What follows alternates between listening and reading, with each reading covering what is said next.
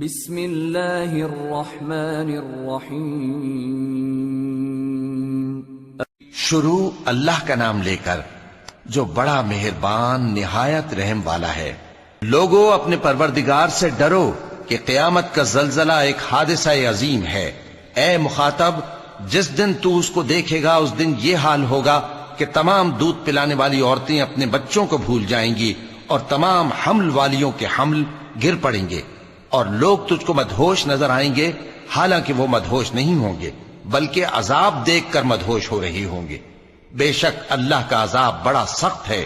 اور بعض لوگ ایسے ہیں جو اللہ کی شان میں علم کے بغیر جھگڑتے اور ہر شیطان سرکش کی پیروی کرتے ہیں، جس کے بارے میں لکھ دیا گیا ہے کہ جو اسے دوست رکھے گا تو وہ اس کو گمراہ کر دے گا اور دوزخ کے عذاب کا رستہ دکھائے گا۔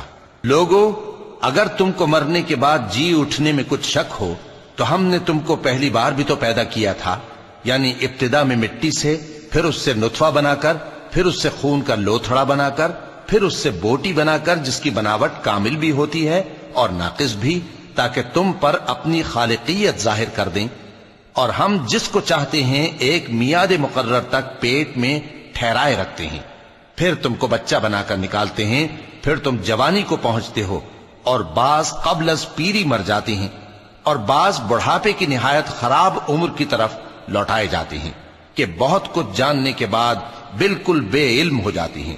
اور اے دیکھنے والے، تو دیکھتا ہے کہ ایک وقت میں زمین خشک پڑی ہوتی ہے، پھر جب ہم اس پر مے برساتے ہیں تو وہ شاداب ہو جاتی اور ابھرنے لگتی ہے اور طرح طرح کی بارونق چیزیں اگاتی ہے۔ ان قدرتوں سے ظاہر ہے کہ اللہ ہی قادر مطلق ہے جو برحق ہے، اور یہ کہ وہ مردوں کو زندہ کر دیتا ہے، اور یہ کہ وہ ہر چیز پر قدرت رکھتا ہے، اور یہ کہ قیامت آنے والی ہے اس میں کچھ شک نہیں، اور یہ کہ اللہ سب لوگوں کو جو قبروں میں ہیں جلا اٹھائے گا، اور لوگوں میں کوئی ایسا بھی ہے جو اللہ کی شان میں بغیر علم کے اور بغیر ہدایت کے اور بغیر کتاب روشن کے جھگڑتا ہے اور تکبر سے گردن موڑ لیتا ہے تاکہ لوگوں کو اللہ کے رستے سے گمراہ کر دے۔ اس کے لیے دنیا میں ذلت ہے، اور قیامت کے دن ہم اسے عذاب آتش سوزاں کا مزہ چکھائیں گے۔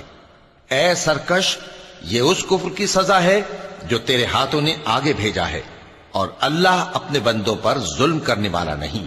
اور لوگوں میں بعض ایسا بھی ہے جو کنارے پر کھڑا ہو کر اللہ کی عبادت کرتا ہے، اگر اس کو کوئی دنیاوی فائدہ پہنچے تو اس کے سبب مطمئن ہو جائے، اور اگر کوئی آفت پڑے تو منہ کے بل لوٹ جائے، یعنی پھر کافر ہو جائے۔ اس نے دنیا میں بھی نقصان اٹھایا اور آخرت میں بھی، یہی تو صاف نقصان ہے۔ یہ اللہ کے سوا ایسی چیز کو پکارتا ہے جو نہ اسے نقصان پہنچائے اور نہ فائدہ دے سکے، یہی تو پرلے درجے کی گمراہی ہے۔ بلکہ ایسے شخص کو پکارتا ہے جس کا نقصان فائدے سے زیادہ قریب ہے۔ ایسا دوست بھی برا اور ایسا ساتھی بھی برا۔ جو لوگ ایمان لائے اور عمل نیک کرتے رہے، اللہ ان کو بہشتوں میں داخل کرے گا جن کے نیچے نہریں بہ رہی ہیں۔ کچھ شک نہیں کہ اللہ جو چاہتا ہے کرتا ہے۔ جو شخص یہ گمان کرتا ہو کہ اللہ اس کو دنیا اور آخرت میں مدد نہیں دے گا تو اس کو چاہیے کہ اوپر کی طرف یعنی اپنے گھر کی چھت میں ایک رسی باندھے، پھر اس سے اپنا گلا گھونٹ لے، پھر دیکھے کہ آیا یہ تدبیر اس کے غصے کو دور کر دیتی ہے۔ اور اسی طرح ہم نے اس قرآن کو اتارا جس کی تمام باتیں کھلی ہوئی ہیں، اور یہ یاد رکھو کہ اللہ جس کو چاہتا ہے ہدایت دیتا ہے۔ جو لوگ مومن یعنی مسلمان ہیں اور جو یہودی ہیں اور ستارہ پرست اور عیسائی اور مجوسی اور مشرک، اللہ ان سب میں قیامت کے دن فیصلہ کر دے گا۔ بے شک اللہ ہر چیز سے باخبر ہے۔ کیا تم نے نہیں دیکھا کہ جو مخلوق آسمانوں میں ہے اور جو زمین میں ہے، اور سورج اور چاند اور ستارے اور پہاڑ اور درخت اور چوپائے اور بہت سے انسان اللہ کو سجدہ کرتے ہیں، اور بہت سے ایسے ہیں جن پر عذاب ثابت ہو چکا ہے، اور جس شخص کو اللہ ذلیل کرے اس کو کوئی عزت دینے والا نہیں۔ بے شک اللہ جو چاہتا ہے کرتا ہے۔ چونکہ آیت سجدہ تلاوت کی گئی لہذا سامعین پر سجدہ واجب ہے۔ یہ دو فریق ایک دوسرے کے دشمن اپنے پروردگار کے بارے میں جھگڑتے ہیں تو جو کافر ہیں ان کے لیے آگ کے کپڑے قطع کیے جائیں گے اور ان کے سروں پر جلتا ہوا پانی ڈالا جائے گا۔ اس سے ان کے پیٹ کے اندر کی چیزیں اور کھالیں گل جائیں گی، اور ان کے مارنے کے لیے لوہے کے ہتھوڑے ہوں گے۔ جب وہ چاہیں گے کہ اس رنج و تکلیف کی وجہ سے دوزخ سے نکل جائیں تو پھر اسی میں لوٹا دیے جائیں گے، اور کہا جائے گا کہ جلنے کے عذاب کا مزہ چکھتے رہو۔ جو لوگ ایمان لائے اور عمل نیک کرتے رہے، اللہ ان کو بہشتوں میں داخل کرے گا جن کے تلے نہریں بہ رہی ہیں، وہاں ان کو سونے کے کنگن پہنائے جائیں گے اور موتی، اور وہاں ان کا لباس ریشمی ہوگا، اور ان کو اچھی بات کی طرف رہنمائی کی گئی اور خوبیوں والے مالک کی راہ بتائی گئی۔ جو لوگ کافر ہیں اور لوگوں کو اللہ کے رستے سے اور مسجد حرام سے، جسے ہم نے لوگوں کے لیے یکساں عبادت گاہ بنایا ہے، روکتے ہیں، خواہ وہ وہاں کے رہنے والے ہوں یا باہر سے آنے والے، اور جو اس میں شرارت سے کجروی و کفر کرنا چاہے تو اس کو ہم درد دینے والے عذاب کا مزہ چکھائیں گے۔ اور ایک وقت تھا جب ہم نے ابراہیم کو خانہ کعبہ کا مقام بتا دیا اور ارشاد فرمایا کہ میرے ساتھ کسی چیز کو شریک نہ کیجو، اور طواف کرنے والوں اور قیام کرنے والوں اور رکوع کرنے والوں اور سجدہ کرنے والوں کے لیے میرے گھر کو صاف رکھا کرنا، اور لوگوں میں حج کے لیے اعلان کر دو کہ تمہاری طرف پیدل اور دبلے دبلے اونٹوں پر جو دور دراز رستوں سے چلے آتے ہوں سوار ہو کر چلے آئیں، تاکہ اپنے فائدے کے کاموں کے لیے حاضر ہوں۔ اور قربانی کے ایام معلوم میں مویشی چوپایوں کے ذبح کے وقت جو اللہ نے ان کو دیے ہیں ان پر اللہ کا نام لیں۔ اب اس میں سے تم خود بھی کھاؤ اور خستہ حال ضرورت مند کو بھی کھلاؤ۔ پھر چاہیے کہ لوگ اپنا میل کچیل دور کریں اور منتیں پوری کریں، اور اس قدیم گھر یعنی بیت اللہ کا طواف کریں، یہ ہمارا حکم ہے۔ اور جو شخص ادب کی چیزوں کی جو اللہ نے مقرر کی ہیں تعظیم کرے تو یہ اس کے پروردگار کے نزدیک اس کے حق میں بہتر ہے۔ اور تمہارے لیے مویشی حلال کر دیے گئے ہیں سوائے ان کے جو تمہیں پڑھ کر سنائے جاتے ہیں، تو بتوں کی پلیدی سے بچو اور جھوٹی بات سے پرہیز کرو، صرف ایک اللہ کے ہو کر اور اس کے ساتھ شریک نہ ٹھہرا کر۔ اور جو شخص کسی کو اللہ کے ساتھ شریک مقرر کرے تو وہ گویا ایسا ہے جیسے آسمان سے گر پڑے، پھر اس کو پرندے اچک لے جائیں یا ہوا کسی دور کی جگہ اڑا کر پھینک دے۔ یہ ہمارا حکم ہے۔ اور جو شخص ادب کی چیزوں کی جو اللہ نے مقرر کی ہیں تعظیم کرے تو یہ کام دلوں کی پرہیزگاری سے ہے۔ ان میں ایک وقت مقرر تک تمہارے لیے فائدے ہیں، پھر ان کو اس قدیم گھر یعنی بیت اللہ تک پہنچنا اور ذبح ہونا ہے۔ اور ہم نے ہر ایک امت کے لیے قربانی کا طریق مقرر کر دیا ہے تاکہ جو مویشی چوپائے اللہ نے ان کو دیے ہیں ان کے ذبح کرنے کے وقت ان پر اللہ کا نام لیں۔ سو تمہارا معبود ایک ہی ہے تو اسی کے فرما بردار ہو جاؤ اور عاجزی کرنے والوں کو خوشخبری سنا دو۔ یہ وہ لوگ ہیں کہ جب اللہ کا نام لیا جاتا ہے تو ان کے دل ڈر جاتے ہیں، اور جب ان پر مصیبت پڑتی ہے تو صبر کرتے ہیں اور نماز آداب سے پڑھتے ہیں، اور جو مال ہم نے ان کو عطا فرمایا ہے اس میں سے نیک کاموں میں خرچ کرتے ہیں۔ اور قربانی کے اونٹوں کو بھی ہم نے تمہارے لیے اللہ کے شعائر مقرر کیا ہے، ان میں تمہارے لیے فائدے ہیں، تو قربانی کرنے کے وقت قطار باندھ کر ان پر اللہ کا نام لو، پھر جب پہلو کے بل گر پڑے تو ان میں سے کھاؤ، اور قناعت سے بیٹھ رہنے والوں اور سوال کرنے والوں کو بھی کھلاؤ۔ اس طرح ہم نے ان کو تمہارے زیر فرمان کر دیا ہے تاکہ تم شکر کرو۔ اللہ تک نہ ان کا گوشت پہنچتا ہے اور نہ خون، بلکہ اس تک تمہاری پرہیزگاری پہنچتی ہے۔ اسی طرح اللہ نے ان کو تمہارے زیر فرمان کر دیا ہے تاکہ اس بات کے بدلے کہ اس نے تم کو ہدایت بخشی ہے اسے بزرگی سے یاد کرو۔ اور اے پیغمبر، نیکوکاروں کو خوشخبری سنا دو، اللہ تو مومنوں سے ان کے دشمنوں کو ہٹاتا رہتا ہے۔ بے شک اللہ کسی خیانت کرنے والے ناشکرے کو دوست نہیں رکھتا۔ جن مسلمانوں سے خواہ مخواہ لڑائی کی جاتی ہے ان کو اجازت ہے کہ وہ بھی لڑیں، کیونکہ ان پر ظلم ہو رہا ہے، اور اللہ ان کی مدد کرے گا، وہ یقیناً ان کی مدد پر قادر ہے۔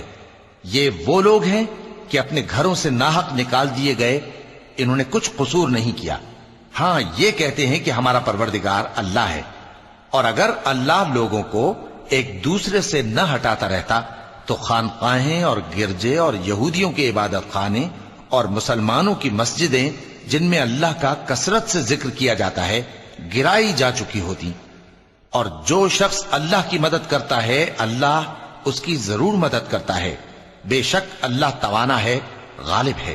یہ وہ لوگ ہیں کہ اگر ہم ان کو ملک میں حکومت دے دیں تو نماز قائم کریں اور زکوٰۃ ادا کریں اور نیک کام کرنے کا حکم دیں اور برے کاموں سے منع کریں، اور سب کاموں کا انجام اللہ ہی کے اختیار میں ہے۔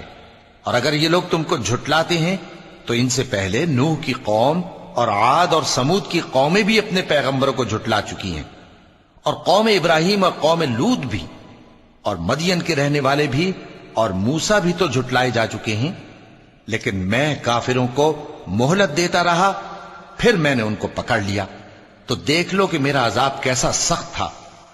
چنانچہ بہت سی بستیاں ہیں کہ ہم نے ان کو تباہ کر ڈالا کہ وہ نافرمان تھیں، سو وہ اپنی چھتوں کے بل گری پڑی ہیں، اور بہت سے کنویں بیکار اور بہت سے مضبوط محل ویران پڑے ہیں۔ سو کیا ان لوگوں نے ملک میں سیر نہیں کی تاکہ ان کے دل ایسے ہوتے کہ ان سے سمجھ سکتے اور کان ایسے ہوتے کہ ان سے سن سکتے؟ بات یہ ہے کہ آنکھیں اندھی نہیں ہوتی، بلکہ دل جو سینوں میں ہیں وہ اندھے ہو جاتے ہیں۔ اور یہ لوگ تم سے عذاب کے لیے جلدی کر رہے ہیں، اور اللہ اپنے وعدے کے خلاف ہرگز نہیں کرے گا۔ اور بے شک تمہارے پروردگار کے نزدیک ایک روز تمہارے حساب کی روح سے 1000 برس کے برابر ہے۔ اور بہت سی بستیاں ہیں کہ میں ان کو مہلت دیتا رہا جبکہ وہ نافرمان تھیں، پھر میں نے ان کو پکڑ لیا اور میری ہی طرف لوٹ کر آنا ہے۔